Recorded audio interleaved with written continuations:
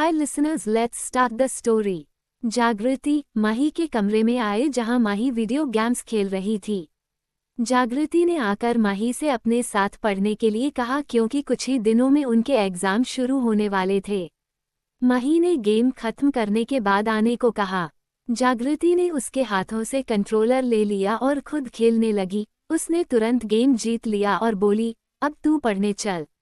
माही ने भी मुंह लटकाते हुए उसकी बात मान ली, जिसके बाद वे दोनों पढ़ने लगीं।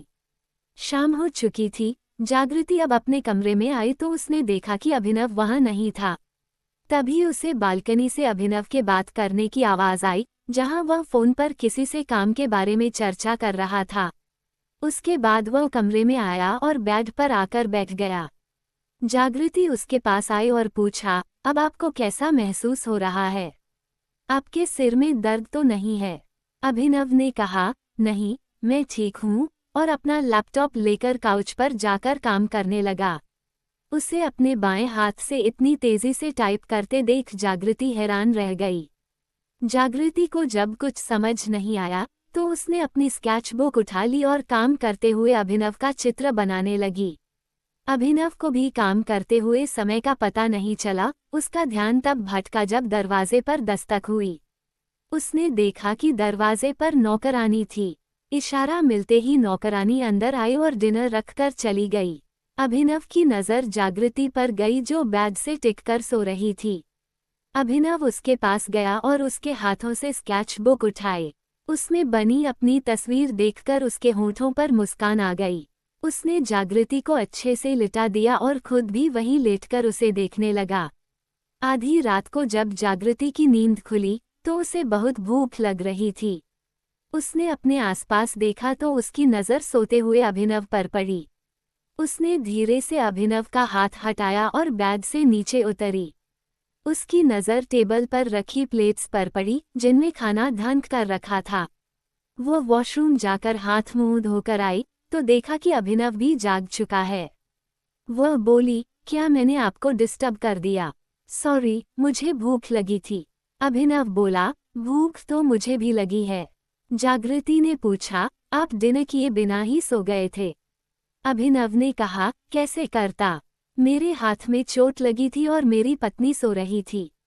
जागृति बोली, तो आप मुझे उठा देते, भूखे सोने की क्या जरूरत थी?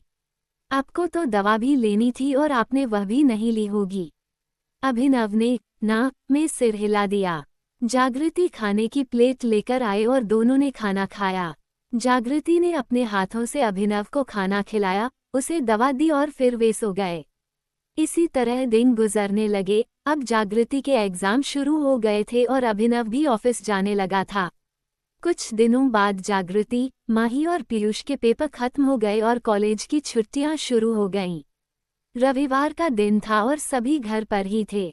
जागृति और माही ने योजना बनाई कि क्यों न हम सब इन छुट्टियों में कश्मीर चलें, क्योंकि बहुत दिनों से वे कहीं बाहर नहीं गए थे। उन्होंने मोहिनी जी और मृदुल जी से बात की तो उन्होंने कहा कि वे तो तैयार हैं, पर अभिनव को मनाना पड़ेगा। अगर वह नहीं माना तो कोई भी प्लान सफल नहीं होगा। माही बोली, जागृति, तू भी भाई से बात कर और उन्हें मना ले। जागृति ने पूछा, पर मैं कैसे मनाऊं? माही ने चिढ़ाते हुए कहा, अरे, फिल्मों में नहीं देखा पत्नी अपने पति को कैसे मनाती है? थोड़ी रोमांटिक हो जाना, वह मान जाएंगे। जागृति ने साफ मना कर दिया, मैं ऐसा कुछ नहीं करने वाली। मुझे ब्लैकमेल मत करना, जो तू हमेशा अपने आंसू दिखाकर काम करवा लेती है, इस बार नहीं चलेगा। पर हुआ बिल्कुल उल्टा। माही ने आखिरकार अपने नाटकों से जागृति को मना ही लिया।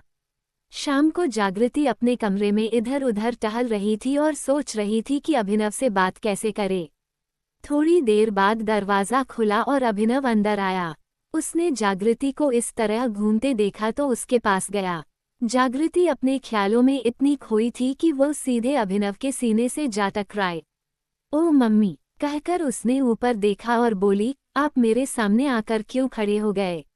अभिनव ने पूछा, तुम बताओ, इस तरह क्यों घूम रही हो जुगनू? जागृति ने बस ऐसे ही कहा और अपने हाथ अभिनव की टाई की ओर बढ़ा दिए। उसने उसकी टाई निकाली, ब्लेजर उतारा और शर्ट के बटन भी खोलने लगी। शर्ट उतारने के बाद उसने उसे तौलिया दिया, जिसके बाद अभिनव फ्रेश होने चला गया। हाथ में चोट होने के कारण अभिनव के छोटे बड़े काम जागृति ही किया करती थी। पहले उसे शर्म आती थी, पर अब उसे आदत हो गई थी। उसने उसके कपड़े निकाले और कमरे से बाहर चली गई। 1 घंटे बाद वह खाना लेकर आए और देखा कि अभिनव शर्टलेस होकर काउच पर बैठा काम कर रहा है। जागृति ने टेबल पर खाना रखा और शर्ट लेकर उसकी ओर बढ़ी। शर्ट पहनाते हुए वह बोली, मुझे आपसे कुछ पूछना था। हमारे कॉलेज की छुट्टियां हो गई हैं। फिर कुछ देर चुप रहकर बोली, हम सोच रहे थे कि क्यों न हम सब कहीं घूमने चलें। अभिनव उसकी बातें सुन रहा था पर कोई जवाब नहीं दे रहा था। उसकी चुप्पी देख जागृति ने आगे बात करना सही नहीं समझा। डिनर के बाद वह माही के कमरे में पहुंची और बोली, कुछ नहीं हुआ, तुम्हारे भाई ने तो कुछ बोला ही नहीं। शायद हमारा जाना कैंसिल हो गया। माही बोली, देख, अभी भी चांस है। तू उन्हें इग्नोर करना शुरू कर दे। मैंने फिल्मों में देखा है, जब पति बात नहीं मानते तो पत्नियां उन्हें इग्नोर करती हैं और वे मान जाते हैं। जागृति को भी लगा कि यह सच है, क्योंकि मम्मी भी पापा को मनाने के लिए ऐसा ही करती थीं। जागृति अपने कमरे में गई और बेड के दूसरे किनारे पर जाकर लेट गई। उसने आज अभिनव को वह दवा भी नहीं दी जो वह रोज खाने के बाद देती थी। अभिनव को लगा शायद जुगनू भूल गई है, तो उसने खुद दराज से दवा निकालकर खा ली। जागृति ने मन में सोचा, इन्हें तो कोई फर्क ही नहीं पड़ता कि मैं इनसे नाराज हूँ। अब लगता है ये प्लान भी चौपट हो गया। जब अभिनव बेड पर आया तो जागृति ने करवट बदल ली। अभिनव को लगा कि वह थक गई है इसलिए सो गई है, तो उसने भी कुछ नहीं कहा और सो गया। अगली सुबह 10 बजे जागृति और माही कल रात के बारे में बात कर रहे थे। माही बोली, तूने सही से इग्नोर नहीं किया होगा, वरना भाई का तेरे लिए कंसर्न लेवल बहुत हाई है। जागृति ने उदास होकर कहा, हमारे बीच पति पत्नी जैसा कोई रिश्ता ही नहीं है और शायद आगे होगा भी नहीं, क्योंकि हमारे रिश्ते में प्यार नहीं है। मैं उनकी इज्जत करती हूँ, वो कहते हैं कि मुझसे प्यार करते हैं, पर मुझे नहीं पता कि मैं उनसे प्यार करती हूँ या नहीं। तभी हॉल में पीयूष की आवाज़ आई जो सबको बुला रहा था। जब सब वहां पहुंचे तो पीयूष ने बताया, हम लोग इसी हफ्ते कश्मीर जा रहे हैं। बस एक समस्या है, कंपनी में कुछ काम चल रहा है इसलिए मैं और अभिनव बाद में आएंगे। जैसे ही मामला सुलझ जाएगा हम वहां पहुंच जाएंगे। फ्लाइट और रुकने का इंतजाम हो गया है और हमारी सुरक्षा टीम भी वहां पहुंच चुकी है। आपके साथ अभिनव का पर्सनल सिक्योरिटी हेड और उसका असिस्टेंट दीपक भी जाएगा। उसने आगे कहा, आप लोग 1 घंटे बाद ही जा रहे हैं।